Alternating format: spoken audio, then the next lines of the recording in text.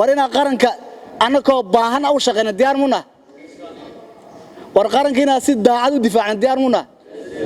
warina khawaarij meesha ku aragna alla dagaalan diyaar muna warina shacbiga aan doorno diyaar muna wama satid wadanka Soomaaliya hadda inuu hormaro jilbaha ku dhigan waa khawaarij ogow khawaarij la dagaal markii lagu leeyahay waxa ay rabaan ayaka waxa idin karabtiin baa kala dugan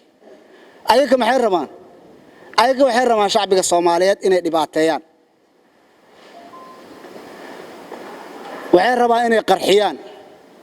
waxay rabaan inay hantidooda baadil ku qaataan idinkana maxay rabtiin waxaad u dhaarateen inaad difaacdiin hantida dalka dadkina difaacdiin diintina difaacdiin dalkan inaad difaacdiin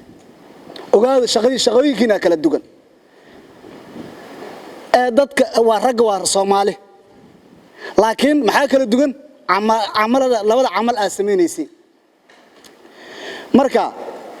waxa jira mar askari hadaa tahay wax la yiraahdo anshax lagaga baahan yahay marka bulshada ka dhax shaqeynayso maxaa waa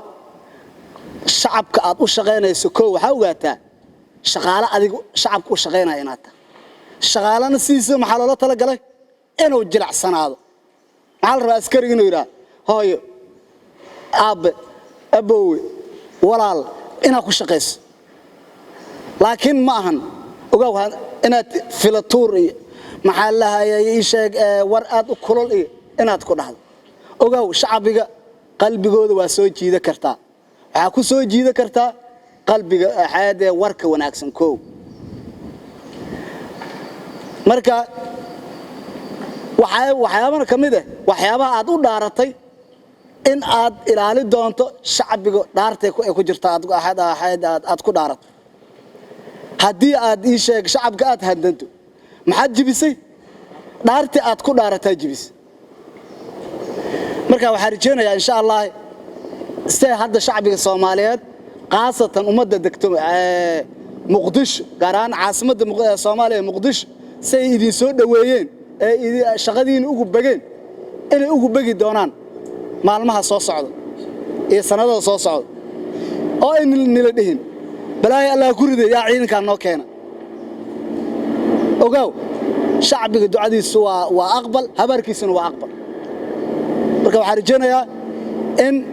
shacbiga aad ilaali doontiin marka u shaqeynaysiin maxay ka dhibay kaliya marka baariso walaal ma ku baari karaa marka aad baarto shaqada ka dhameeyst raalaha walaalkii inta waqtiga ka dhumiye marka waxyaaba sheekh naga wacdi waxa kamid ah hantida qaranka inaad ilaaliso hantida qaranka maxaa ugu horeeyo ku dhiib qarigan ka iyo qasnaad hala socdo ina ilaalisan number 1 lagu baroobay ogow qaranka hadaa ii sheeg ilaali wees macnaha hantida qaranka ku ciyaar hantida qaranka marka ku ciyaar qaranka inta hanti ka keena shacabku ka keena Soomaa hadaa ii sheeg maxaa la hay ii sheeg hantida qaranka ku ciyaartana cashuurta shacabka laga soo qaadayo hubkan lagu iibiyo ba ayadana ku ciyaar